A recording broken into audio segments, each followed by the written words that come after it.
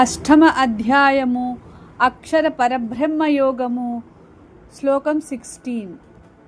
ఆ బ్రహ్మ భువనాల్లోకాః పునరావర్తినోర్జున మాముపేత్యతు కౌంతేయ పునర్జన్మ న విద్యతే.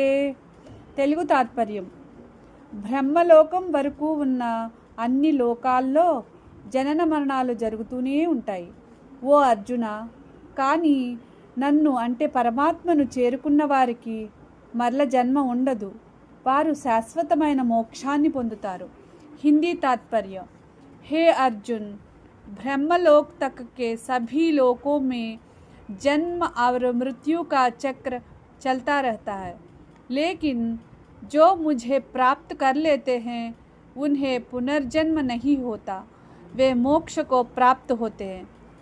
English meaning: O Arjuna, all worlds up to Brahmaloka are subject to repeated birth and death, but one who attains me, the Supreme Lord, never takes birth again and reaches eternal liberation, moksha. అష్టమ అధ్యాయము అక్షర పరబ్రహ్మయోగము శ్లోకం 17. సహస్రయుగ పర్యంత మహర్యద్బ్రహ్మణో విదుః రాత్రిం యుగ సహస్రాంతాం తే అహోరాత్రవిదో జనాః. తెలుగు తాత్పర్యం: బ్రహ్మదేవుని ఒక పగలు 1000 యుగాల సమానం, అలాగే రాత్రి కూడా 1000 యుగాలతో సమానం అని తెలిసిన వారే కాలతత్వాన్ని అర్థం చేసుకుంటారు. హిందీ तात्पर्य: ब्रह्मा का एक दिन 1000 युगों के बराबर होता है और रात भी 1000 युगों की होती है. यह जानने वाला ही समय को समझते हैं.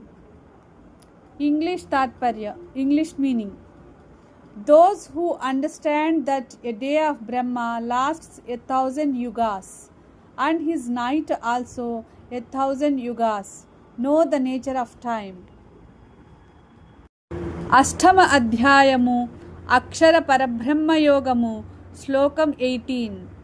అవ్యక్తాద్వయక్తయః సర్వాః ప్రభవంత్యః రాగమే రాత్ర్యాగమే ప్రలీయంతే తత్రైవావ్యక్త సంజ్ఞకే.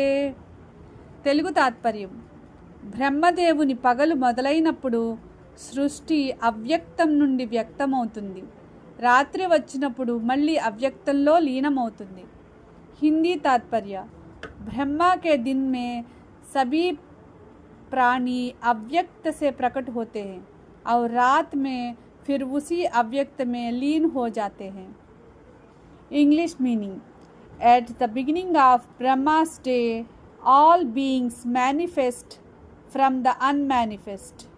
At night they dissolve back into it.